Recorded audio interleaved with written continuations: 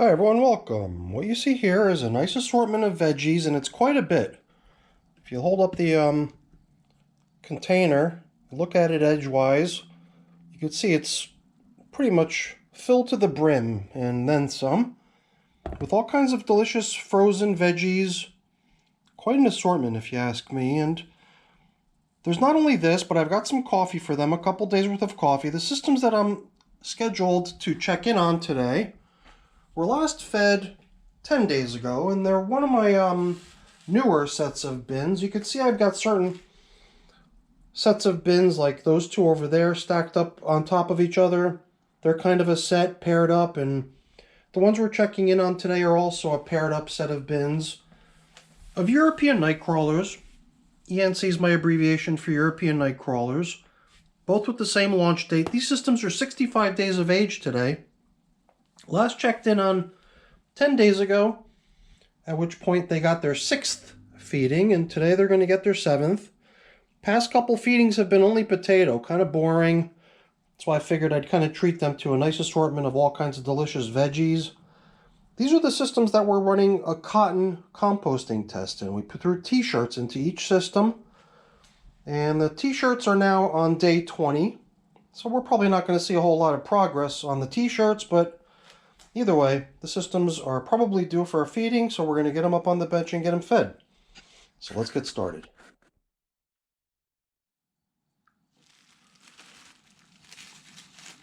I believe that what we observed during the last check-in on these systems 10 days ago was the observance of a missed opportunity, basically.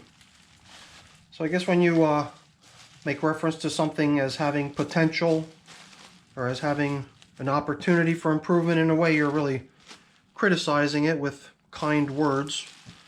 But I believe that if you're not critical of what you've done in the past, you're going to miss opportunities to improve things in the future.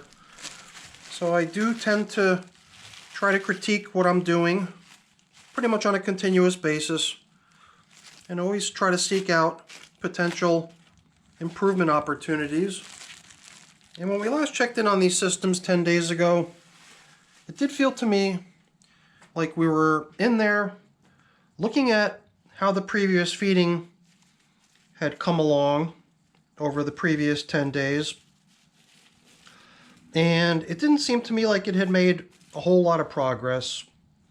And perhaps that would have been the moment to seize the opportunity to slightly change things and see if the change might yield an improvement. But rather than doing that, I simply followed a very cookie-cutter approach and did almost exactly the same thing as the previous time,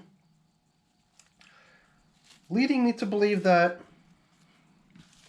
we're probably in for a somewhat lackluster outcome again, since everything was pretty much following suit from the previous time. And I guess what I'm really just referring to is the way 20 days ago when we first put these t-shirts in, I had placed some frozen potato peels into each of these t-shirts, and then 10 days ago when we were kind of expecting to come back and find a good amount of it consumed by the worms, we actually found a good number of leftovers remaining. And then rather than taking that as possibly an indication that we could have done things a little bit better, or, or at least treat that as a reason to do things a little bit differently the next time, we did pretty much the same exact thing, and we dropped in some more frozen potato and coffee, I believe. And I guess for those reasons, I was sort of expecting, since we simply followed suit with what we had done before, which to me seemed like a not so great result, we would probably have a similar so-so result. But I'm actually a little bit surprised, pleasantly surprised, I would say, by what I'm seeing here, because it does seem to me like the worms actually did come out for these potato peels this time. So maybe there was just something a little bit different in the way I did it last time, resulting in a somewhat improved outcome. So I'm very happy to see that the worms are actually down here within the feeding zones, within the t-shirt itself. Because if you keep lifting on the t-shirt here, the t-shirt is simply laying in here down within the pit. And then it was just sort of folded in over itself. So here's the neck with the tag. And then over here somewhere we would have the sleeves and so on and so forth. Same story over here. Right, so I definitely like what we're seeing here. The way the worms actually came out for the potato.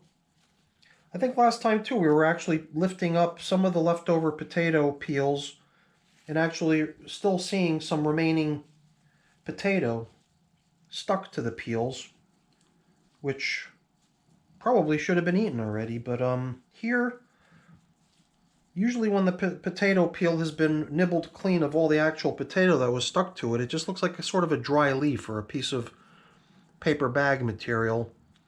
That's a piece of potato peel with all of the nice potato goodness nibbled off. And I believe that's kind of what we're seeing everywhere. I think last time too we noticed some leftover coffee mixed in as well, which had been part of the previous feeding too, leading me to further believe that the worms had sort of ignored the feeding and that we probably should expect similar results this time, since not much had changed. Looks to me like we've got some mites maybe on this piece of material. Just a whole bunch of really little itsy bitsy tiny light colored specks. I think that's what they are, but I could be mistaken.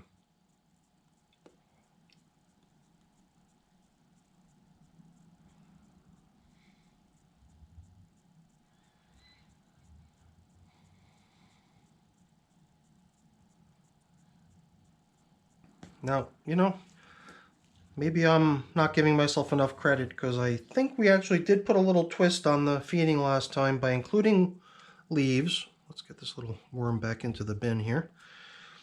Which I don't think were part of the first feeding, so perhaps just the inclusion of a little bit of bedding in here, along with the feeding, was just enough to bring out a good turnout. And that's actually what we're seeing here too. I didn't even think that that was the case, but I just noticed a good amount of worms hanging out down here.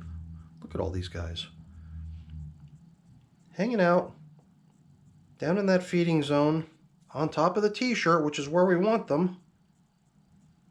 And I didn't even notice it until now, so I'm glad I kind of probed a little bit to check them out.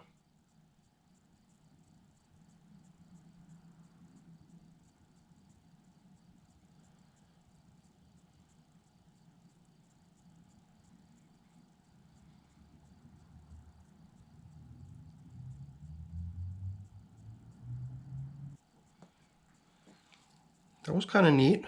It's interesting to see how they try to squirm out of the bright lights above. So they get out of the light, but they do still manage somehow to remain on my hand for the most part. I mean, these couple over here that fell off early probably just didn't get a chance to really get their bearings. But usually the worms that are on my hand for an extended period of time within a mound of material seem to sense that they're on the verge of dropping, and they don't let that happen, so they sort of stay up in my hand without falling out. So let's proceed to giving them their nice generous portion. And I guess today we'll, wow, look at that, even more. Wow, okay. So over in this container, the worms have definitely figured out where to be for the feeding. That's a nice pile of worms.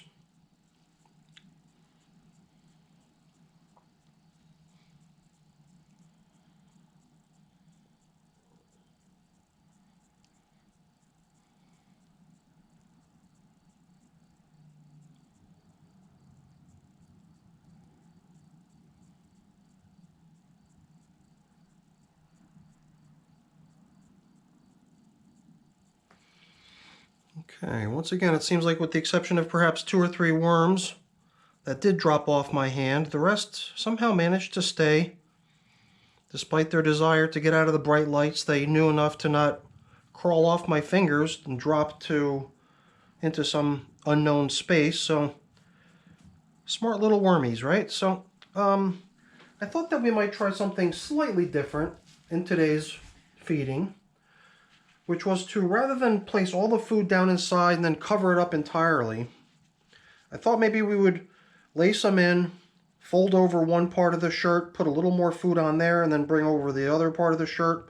Perhaps even, if some food remains, place a little bit more even for them there, and perhaps that way we can expose more worm action to more of the shirts, resulting in the shirts getting a little bit more even attention throughout their entire surface, you know. So I guess the reason I thought that that might be a good idea was because we did bring a fairly generous quantity of food down here for these little guys today, offering us that opportunity to try something slightly different. So perhaps down here in the lower level is also where we can sink our portion of coffee. We'll hang on to the coffee filters because we like to use those as feeding zone indicators after we've completed our feeding task. And you know, my worm chow supply is running a little bit low, so even though I've kind of made it a customary thing to try to dress up the application of coffee in my feedings with a little bit of worm chow today, I think we're just going to stick to coffee alone. And now, following through on my little idea here, which I'm curious to see if it's going to result in any improvement. Well, not that there's really a big need for an improvement or anything. It's not like we're seeing anything that's in need of fixing. But I did imagine that it could possibly provide a little bit of an advantage by doing it this way. So I thought we would sort of layer in, almost following a lasagna stacking approach to the feeding. Now this is one big chunk of like cauliflower stem, so that's not going to break up into smaller pieces. And I wonder if there's another similar large hunk of material we can include down here in this one. Perhaps this one is going to just get this big piece of bell pepper that had started spoiling. So this too is a fairly large fragment of food, a single chunk. And perhaps a couple more sprinkles, leaving enough to spread out across the top surface after we've finished folding the last layer back over the top. Once again, we can drizzle a little bit more food down onto the top surface of the shirts. At this point, utilizing the last of what remains. And I've just got this sort of funny feeling that by doing it this way, these t-shirts are going to see a great deal more action than they'd seen up until now. So I guess the only thing remaining here is to begin covering up. So I thought we would start bringing in some of this nice leafy material that had been used to sort of top coat the entire systems to make sure we've thoroughly submerged our t-shirt tests. I guess this also gives us a little opportunity to just probe down into the material in the edges to see how things look. Things seem to look nice out there too. So that's kind of cool. And let's do the same here. Bringing in the leafy material to cover up with. Nicely, like so. Take a quick glimpse down around the edges. Very nice, very nice.